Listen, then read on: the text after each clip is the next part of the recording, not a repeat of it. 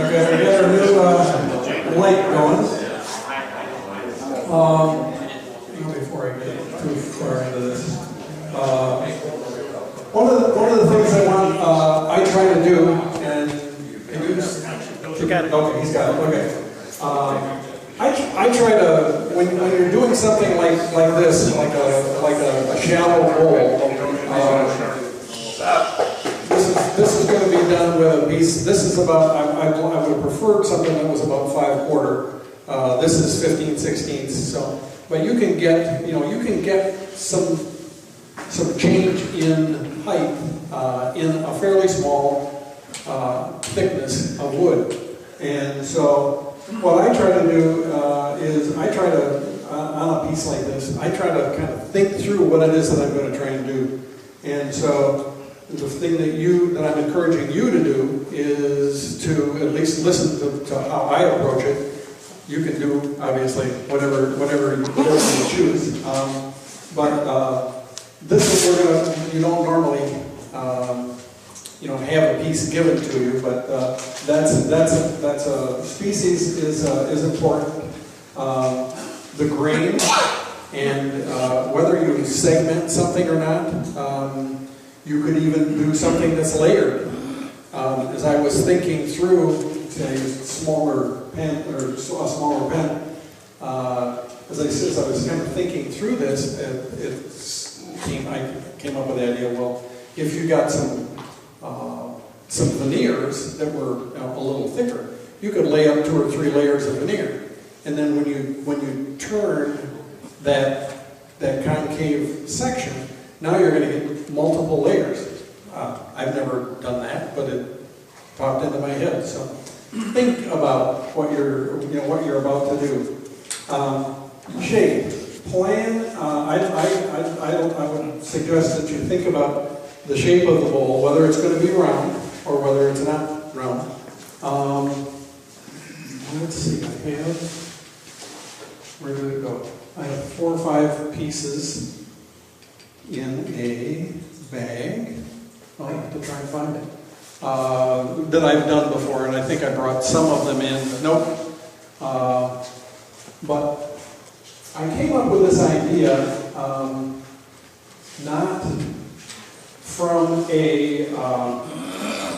out of my head, but in my sketchbook book. I think on page. I should have tagged this, dog-eared this. My book. Oh, there you go. Okay. I have different ideas for bowls and things that come to mind. I'm looking for, and I typically sketch them, but sometimes I will find something and I'll just glue it. There we are. I'll just glue it in my book, okay? And this is what started me thinking about taking a thin piece of wood, relatively thin piece of wood compared to half a log, and how to turn, or ideas for turning, a thin bowl. This is almost like a cutting board, but when you start putting the pieces of veneer in there, and then you start doing the contour, you get these subtle changes. And I've always thought about fairly large, significant kind of shapes. And then down below, then had some ideas of if you took this sort of cross section, and I've got some I'll show you. And then same thing in plan view. I'll put them up on the. Is it popping? Yeah. Is that better? Okay. Yeah. Thanks. And so you're going to end up with a piece that's going to be about probably wrong.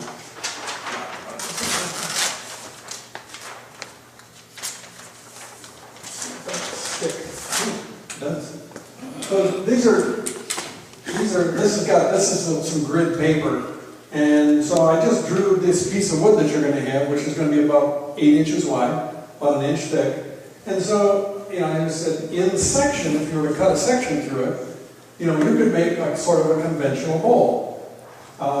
Recognize we're gonna glue a little tenon on the backside, and that you have to kind of think through how you're going to get at that when you're turning the backside. When you get into a piece like this, and you're turning the backside first, you know, the underside first, you're going to have to be a little careful about how you negotiate that portion and still have a foot that works. So, but you can do a standard bowl. You can do something where it's got a little, you know, an old-fashioned kind of an ogie. You can do something that's more like a butterfly wing. You can get more exaggerated and have it drop to the bottom. And then I started thinking about, well, now what happens if I got, you know, these are all sort of the same thickness. What happens if you add some thickness to it? And you get the same look on the top, but it now has a little bit of mass. Excuse me, John. And yeah, I need to interrupt here for just sure. a second. There is a olive green Tacoma pickup truck parked in the front out here. It's right at the ramp. It needs to be moved. Okay? Sorry. Okay. It was just in time for a telephone call. Yeah. Well timed. I took that a little bit further, and I'll walk you through this one. I thought about the idea of going from a fairly thin spot on the outside rim and getting progressively fatter as you go down. And then if in plan you take and turn your round piece and then take it to a table saw or bandsaw. And do some kind of a shape, then the thickness of this on the outside edge will change. So this will go out here on the outside edge. It's going to be, let's just say, 1/8 of an inch thick. And when you get back in here, you know, it's upwards to 1/4. So then when you look at it from the outside, you see a change in thickness, which adds a dimension of visual interest to the piece. Now, if you take a piece like this, if it was more like this is sort of a squashed calabash bowl, obviously you can't cut that because it would. Well, maybe you could. I don't know. My first inclination says, you know, you can't cut that, but I guess you probably could, because you could take this rim and begin to play with the height of it as you go around it. So I'm just, in my mind, when I start a piece where there's some challenges, I like to kind of think through some of the possibilities, and sketching helps me do that.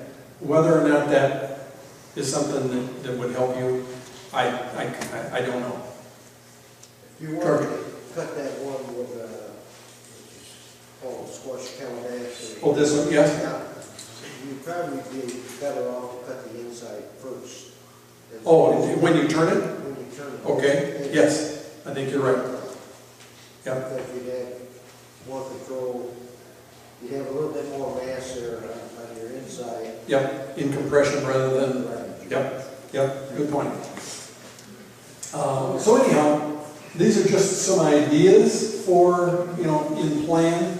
If you remember these, some of these were almost rectangular. In fact, they're very rectangular. I'm going to suggest, if you haven't done rectangular work or any other shapes where you've got, you know, open, you know, as it's spinning, you've got open. This is going to be a lot easier to start, and a lot less dangerous. I don't think that it's wise for me to try to promote people trying to do something like this and have, you know, 3 people come back with a cast on their left hand the following month, because, you know, it's just not one of those things that is entered into lightly. You have to be very, very careful. Okay, so that's sketch of. So with that, we'll get started.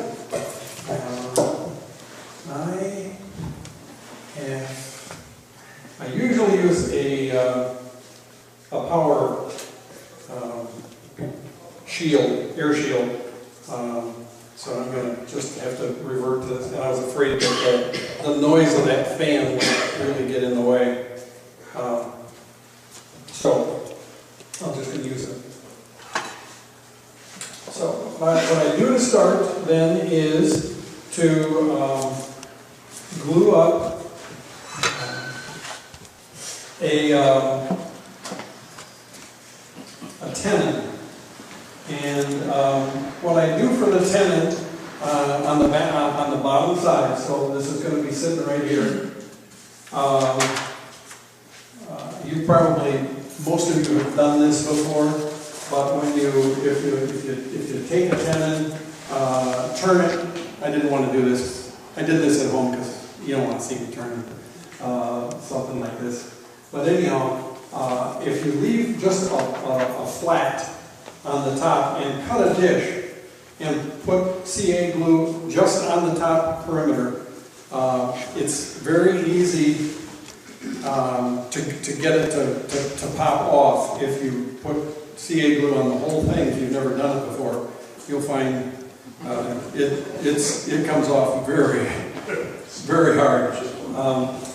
So what I've done is I've taken this when it was square, and I just did a little cross with a ruler, and I put a little pinhole, with a punch on both sides.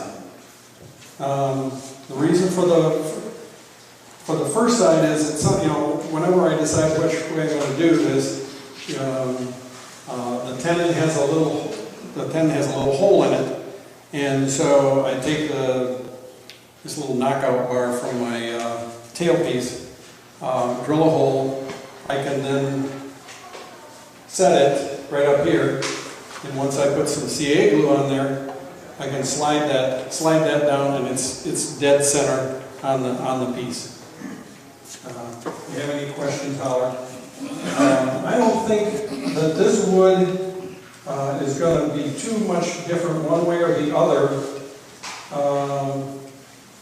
Well, you can see the grain runs like this.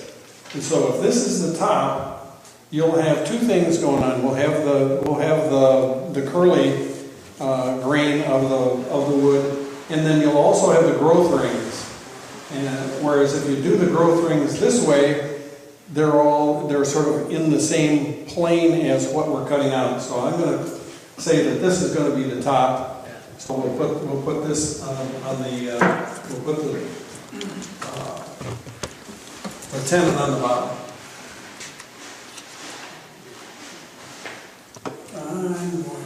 So I just spray a little activator on the wood.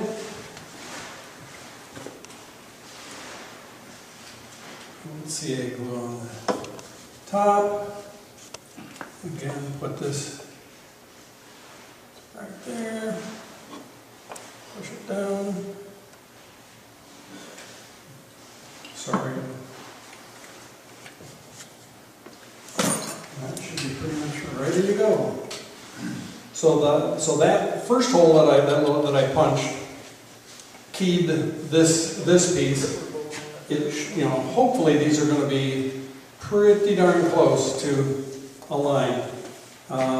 This is my drive center, and it's it's called Elio or something like that, but you can use any kind of. Did you get a center? Probably going to want a. Yeah, you're right. It's right here in the bag. Should be.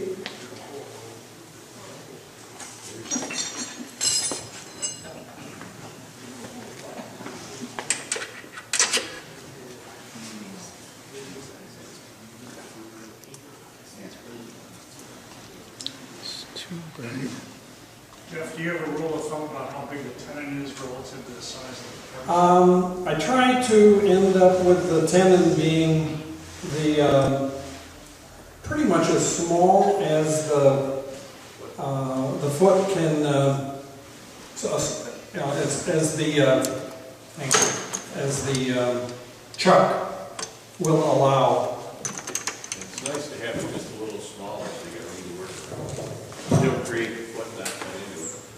Yes, yeah, the point is, the smaller you can make this, the less problem you have, because we're going to start by coming in and turning this underside shape. And so the smaller I can make it, the easier it is to do that. You know, if the piece has a 2-inch foot, that's not really a problem for you. Not as much of a problem. But you want enough, obviously, that you can't do it smaller than your... Jeff? Yeah. Chuck jaws, whatever they're listed, like a 50mm chuck jaw, which is roughly 2 inches. Okay. That's the diameter that your tenon is going to have the most holes. Correct. Yep. And you can, larger, it'll grip better than a little small. Right. So, and a lot of people really don't understand that. It says that like a 30mm chuck jaws or 50mm chuck jaws or 2 inches or whatever Right. you want to call it. Yeah. That's Yeah, how you're going to get the most holding power on that. Yep. Yeah, I set this one up so that it would be just a little bit larger than the smallest diameter of the chuck. Right. Another thing, when you did that with your glue, a lot of people need to pay attention to that. How quick that is with that CA glue. You can put a big size hole onto a face plate or anything else with a waste line and do that. It's I've never had one come on. Well, I'm not sure I'm following what your The way point. you put that on is there's nothing, that is the correct method of doing that. But you can use that for all kinds of other stuff that you put on your lathe. And that's an excellent way of locating something that you don't have the room to cut your tenon or any other way of holding it. Right. Yeah, that's the reason, you know, I just said I use I'll get this away a little bit. I used a waist lock on here simply because we only had 1 inch of thickness, and so I didn't want to turn a tenon and take away from the thickness of what's going to be a pretty shallow hole. Okay. So we'll start just by truing up the back side, the underside of the bowl, and then making it round. Let's see. This side, try it out.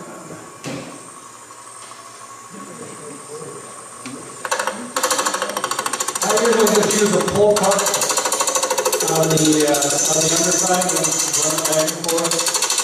Just be careful not to get too aggressive.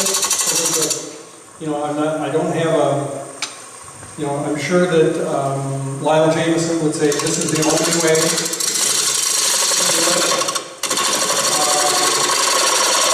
And the answer is it's probably the safest.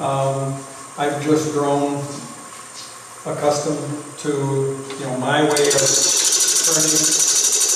I don't get as much, I don't feel like I get as much tear out.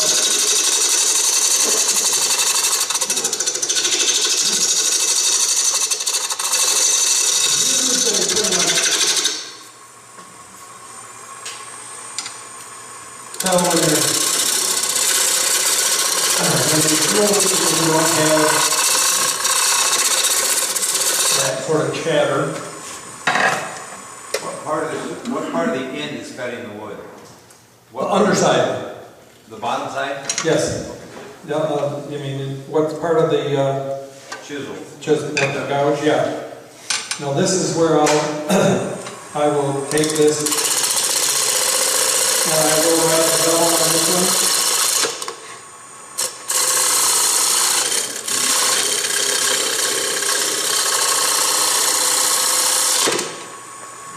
And on this outside edge, I usually do the same thing. I'm going to cut with this bottom. This bottom edge right here, and just take the top, across, pretty smooth.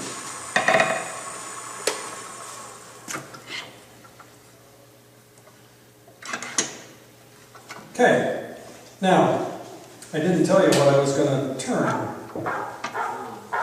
don't know if I'm going to... It's safer that way. What's that? It's safer that Oh, safer, you're right. I don't really care. Any first person up, what shape do you want me to do? Anybody care?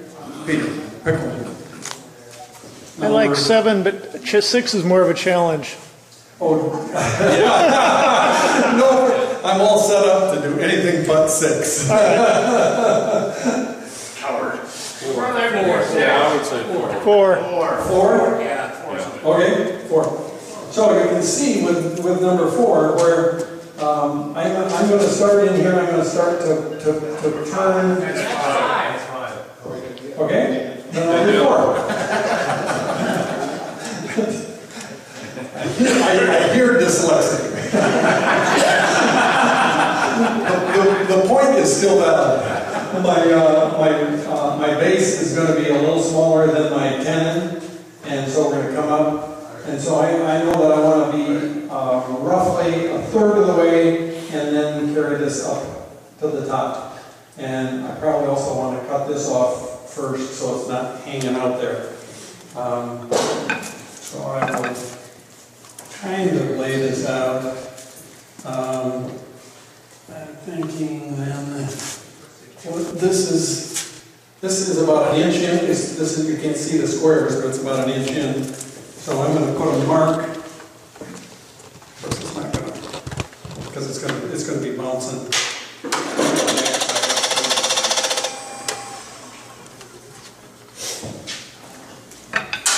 Okay, and so that's the okay. So I want this right about here, roughly, to be the top of this. Okay? So we will start on the inside. Again, I'm cutting with the underside. And that's about a third of the way up. So I can, let's see, it'll turn better. How's this one? I sharpened that couch just before I came down. I know it's sharpened.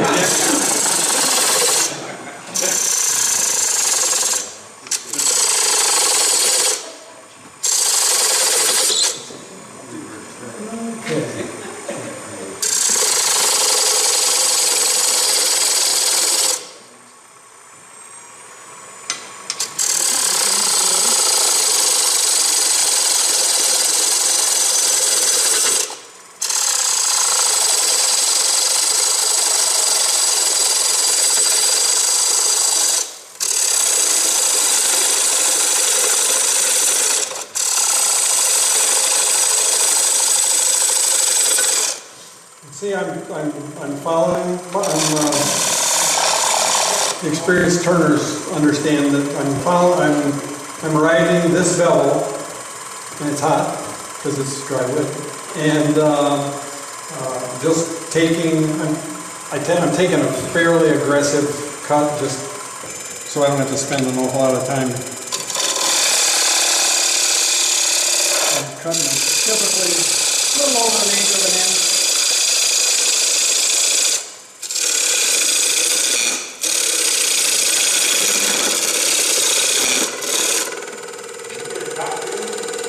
Hang on. What's happening? Something just... Did we get a top view? Check and give him a top view because I'm just looking. For some reason I was getting some chatter. You always want to stay connected and really listen to what's going on. I think your banjo slipped. You think it was a banjo slipping? Okay. Yeah. Okay. Yeah, I think the banjo slipped just because you had Okay. pressure on it. All right. I can also cut from this side using again this bottom cutting edge and pull and give a little bit of chatter. Once again, I'm not riding the bevel because I can't get my gouge there.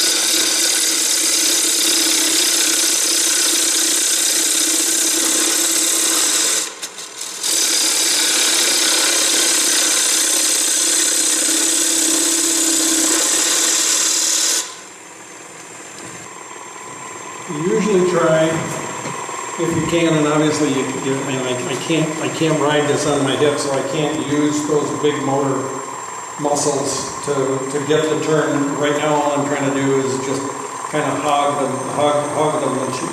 waist out of there. I'm going to swing this around. I've got a pretty good amount of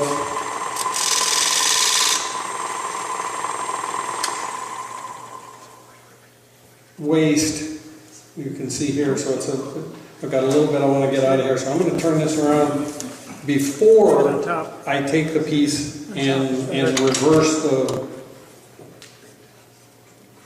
and I'm just going to try and true the outside of this up a little bit. And I'll do the same thing. You can... Shining in the right direction for you. Okay. You can just push the button. Move your bag up closer. I have a light on alongside the camera. Okay. Go ahead, try. See if Slow it down.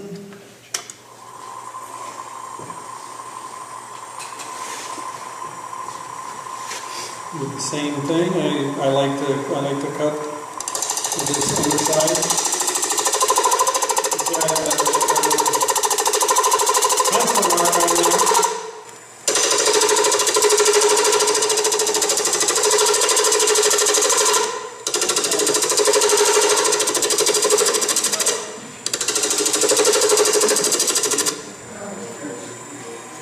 Got some of the weight out of it.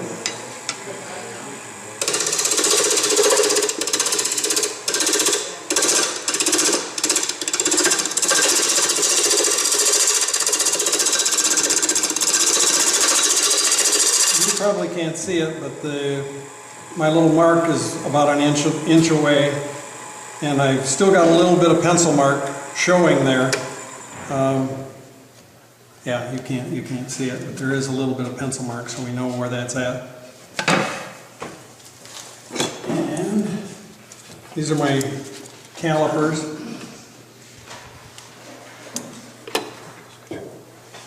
These, some of you probably haven't seen these, but it's a spring-loaded caliper, and all you do basically is go to your thinnest spot, drop down until, hold it on one side, and then just let it touch the wood, pull it out, and that's how thick. Oh. That shows, Oh wait. that shows good. Okay, good. So I'm about 3/8 to a half thick. And so the reason I did that is I want to make sure I don't go through and then end up having to do a little tiny bowl. You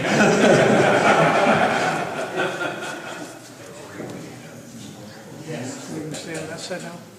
Yeah, yep. And now I'm going, so I've got this sort of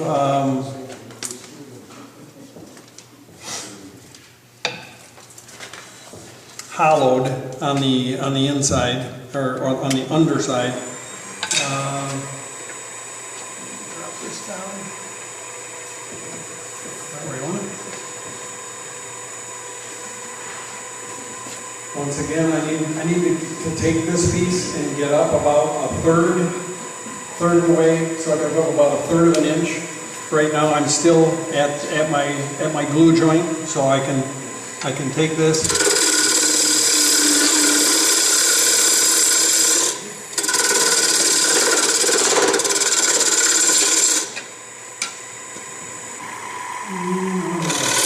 Quarter of an inch.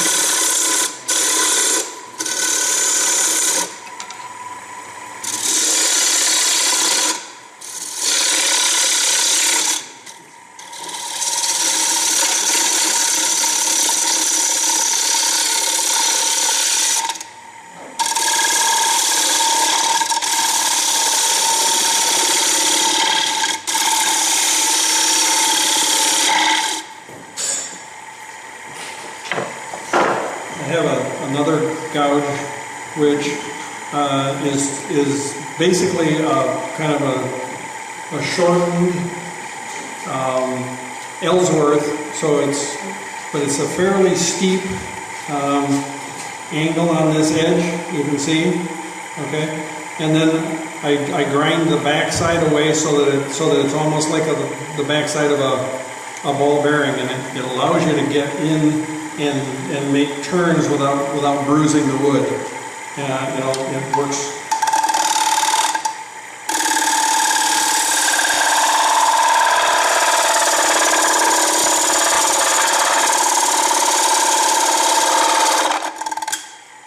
So this is a lot like the back, working your way down on the inside of a bowl, because we're coming down. All I want to try to do is just get a fairly nice curve on here, and that meets down here.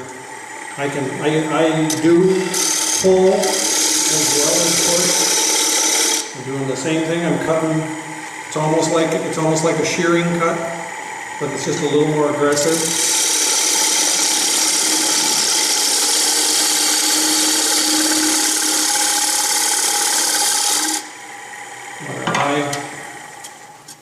On my fingers to show me or to let me know if I've got a pretty nice contour.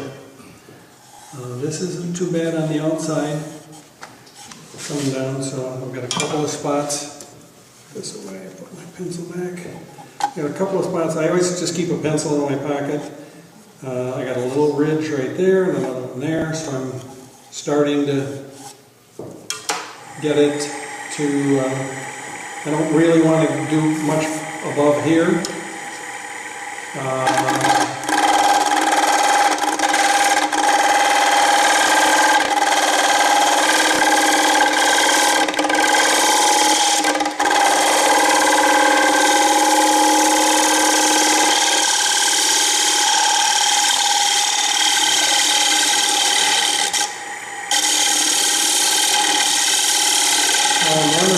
Uphill, so I'm not supporting the grain. So so I can turn around and I can do that hole cut.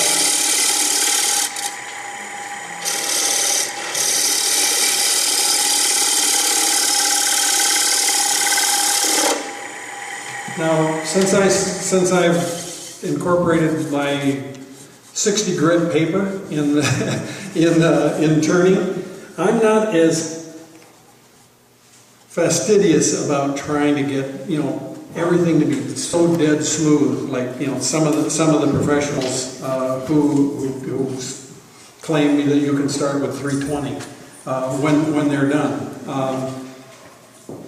I just don't do that. I picked that up in New Zealand. I can get little ridges out with that 60 grit. I come back with 80, and I'm using oil, so when I sand, and so it's, for me, I can get really nice edges. You can see some edges there, or some little ridges, but boy, those will go away very quickly. Okay. Still a little thicker than I would like, but I'm not gonna play with and try and impress you on how thin I can turn this thing, because it's a fairly good size, fairly wide bowl. So that's maybe just a touch thicker than I would like, but I think it'll it's I want to show you how this works. Yeah.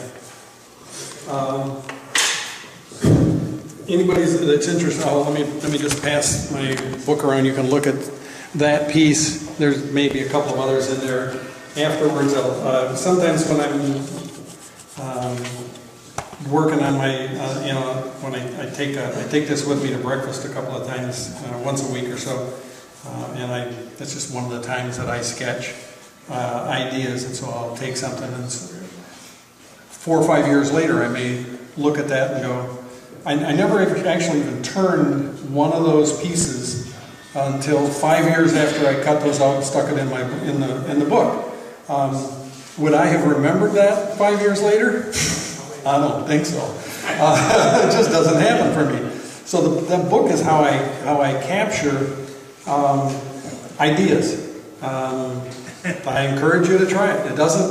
It's not how pretty the pictures are. It's, can you put something down on a piece of paper that helps you remember what it was?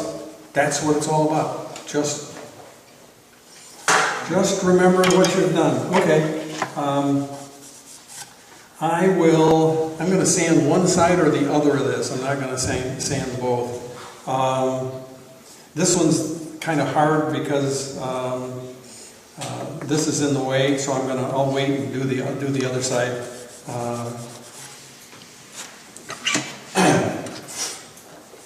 So you have to trust me. There's a nice little curve there. You'll see it when I turn it around and we switch. I will then use the calipers to work my way down, and it'll follow that curve. It could be a little. Let me try one more pass.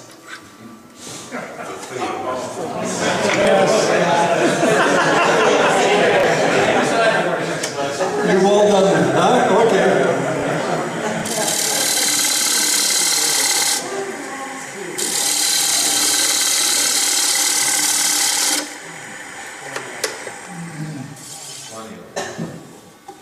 Yeah, that'll do. I didn't see that yet. Can you do another turn? The answer is yes. I can. Will I? No. Okay.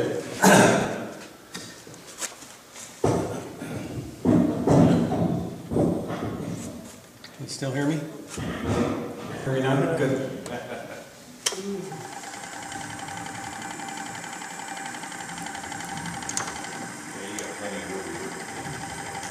Yeah, that's the good news.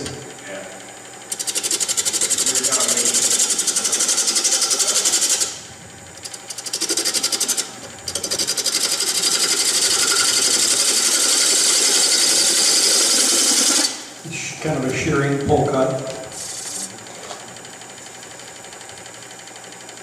Just for fun.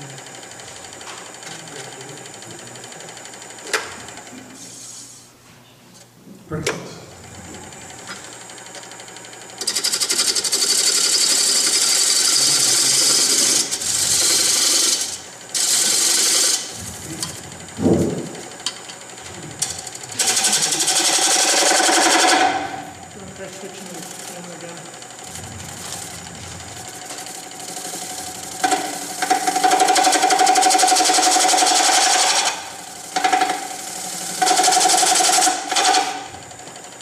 Okay, pull.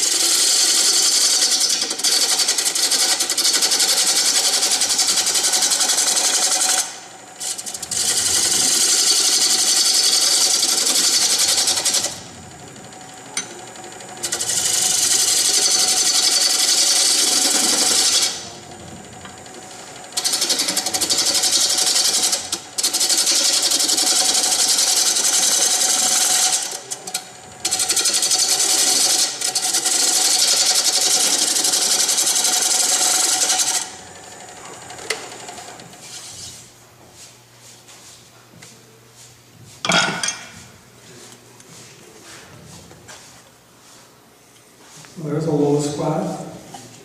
Pretty decent wood. Yeah, there's the spot. So what I put a little mark there, so that just tells me where to stop. You can see it. I'm going to work between those 2 points. Start at the top of my highest spot and work my way out.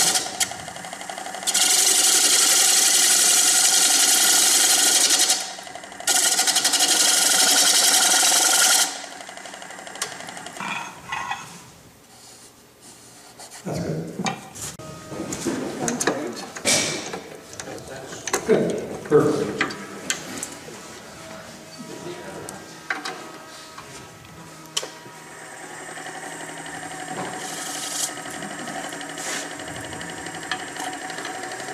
And I've got a little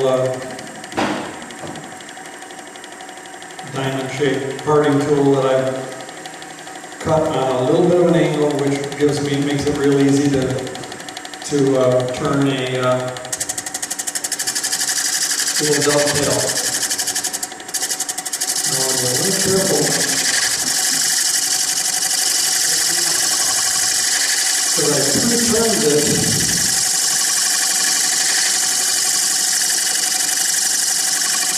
so that it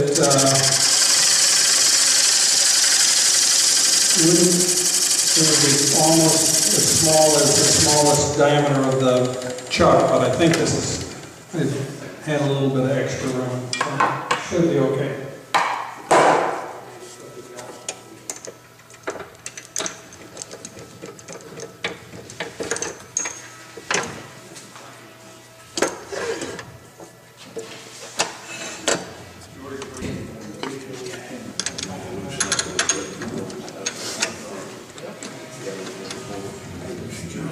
Tailstock out, or do you keep it? No, you can take it right away.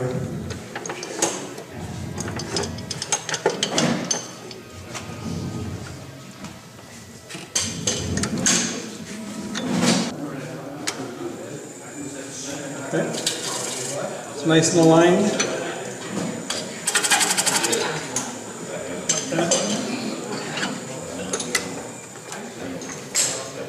I like this little lathe. It's got the turnoff is really handy. I guess they don't make this anymore, right? No, I think they do. Do they? Okay, I thought they were, or maybe it was just woodcraft.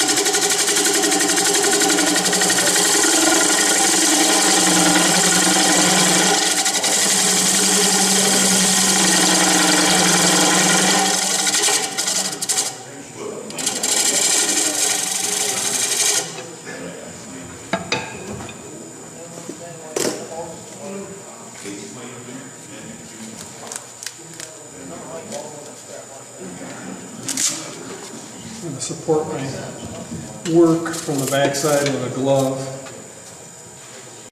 It does.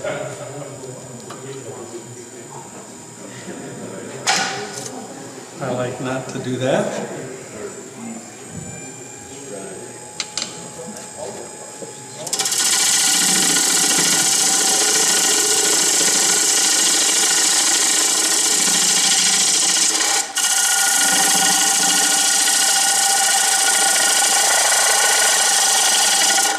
I'm going to go just about half-inch increments as I work my way down, so it doesn't, because it's going to get thin.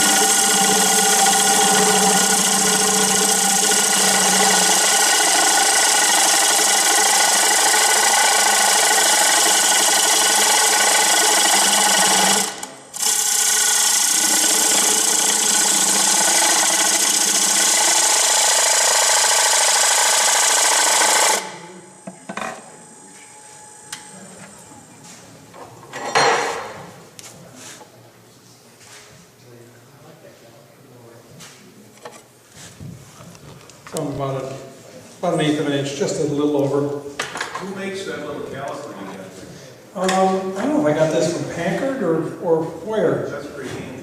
I love it.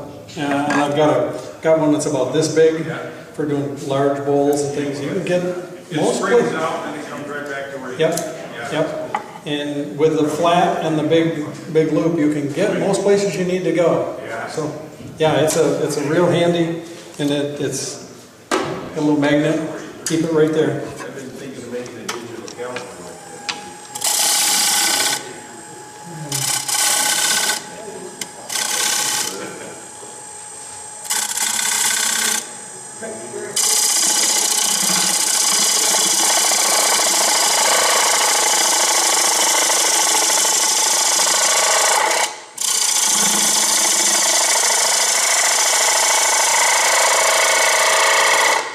Getting thin. So what I do is I check. Now I've got about a 1/16 of an inch left to take off on this, starting right here. And so I always, just before I make my last cut, I check my thickness. I can see I'm pretty much right on it. So, and the other nice thing about this, Can you get the above? flip the John to the overhead, and I'll show you how this works. Okay. I'm going to follow the inside curvature, and you'll see. So right here, that's how thick it is, right there at that point, and then out here in the middle, it's down about a 1/16, and right there it's flat. So I can tell then from this point to this point.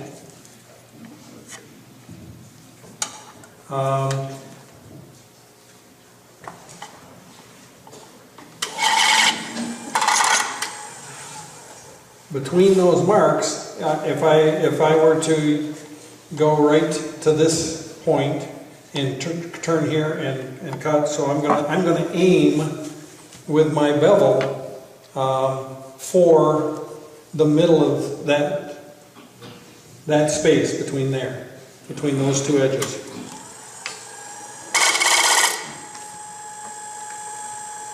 Push with my thumb and support with my fingers. Use my hip. Watch my bevel here in the angle.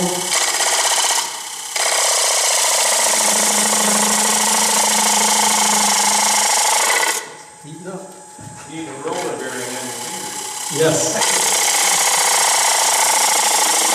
Spoken like a machinist. Something to invent. That's right.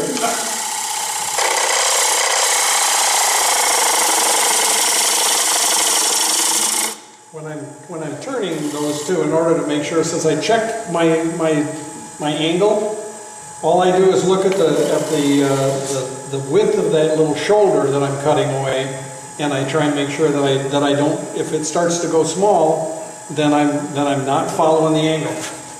I usually at this point come up and just do a little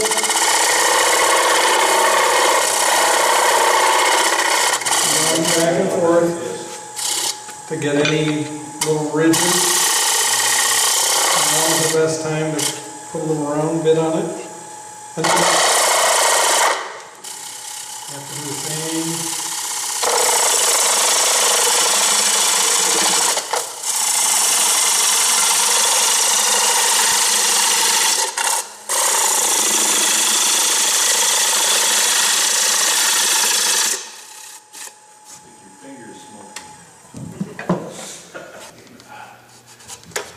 Not bad. Yes, a little bit, not too bad.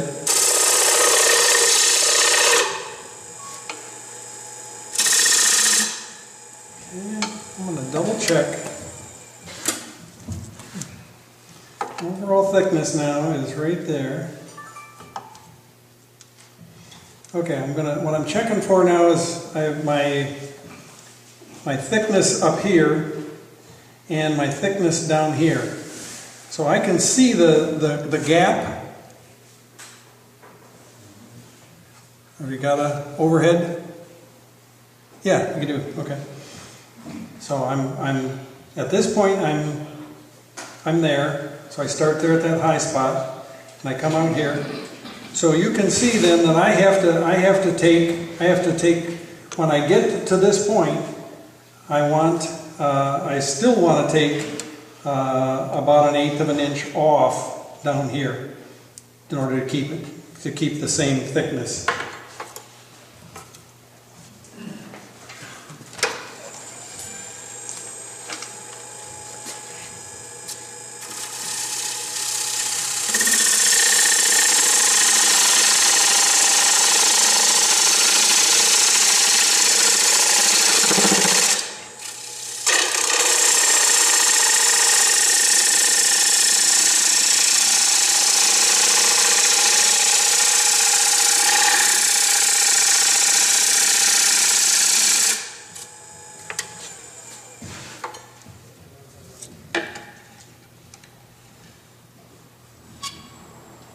Pretty good in the most part. Yeah, you can feel it. Little low spot starts right about there. You can do that with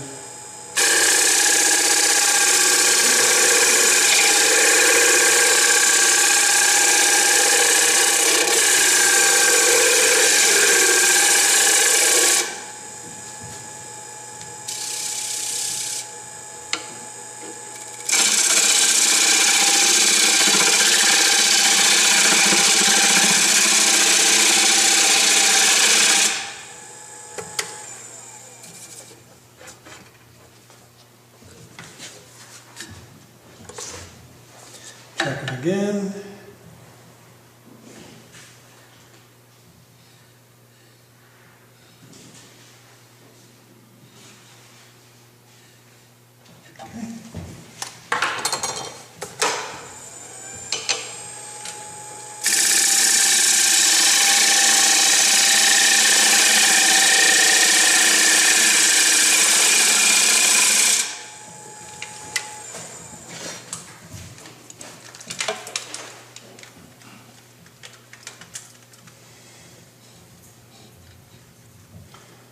Okay, so as I pull along here, I see I'm about a 1/16 high, so I go from right there.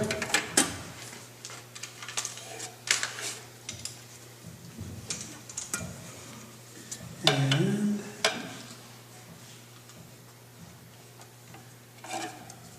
turn it over.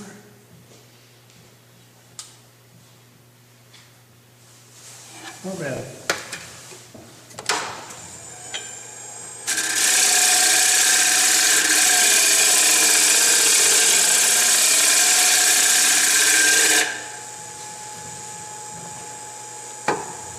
I'm going to go down. I want to just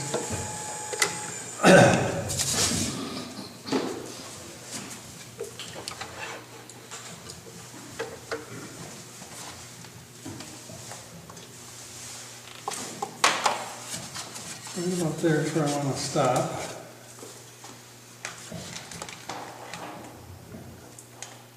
Can I keep going? Yep, keep going. You took my power. No, I just take your light. Okay.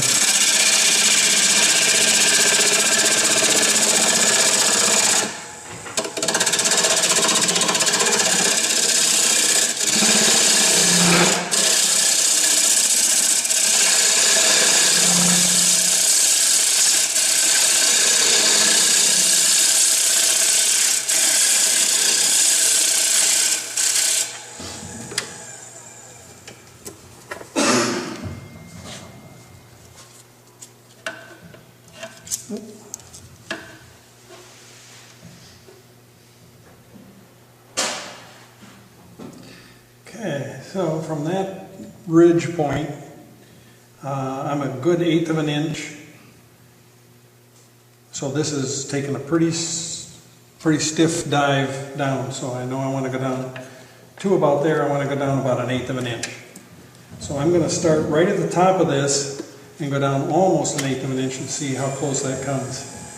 Good light, you want this more? I got no light. Oh, Don't have enough power, took- sorry. Okay. We had one power. So I have this little ridge,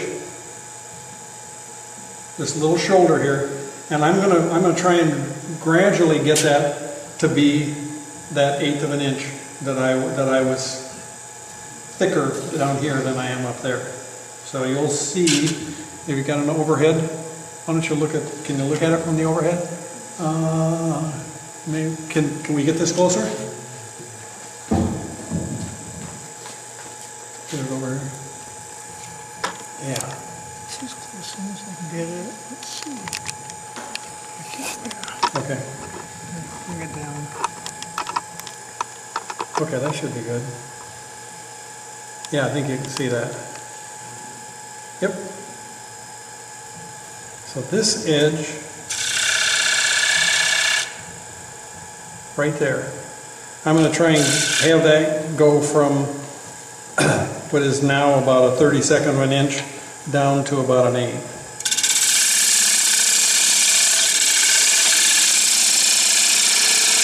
And I look up here because I can see it better.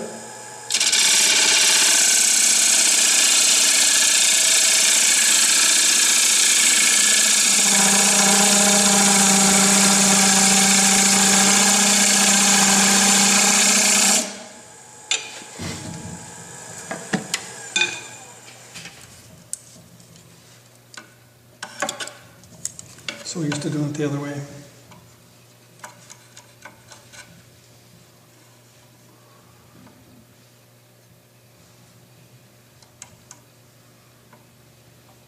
I'm going to leave a little bit of light. I did pretty good. One high spot right there.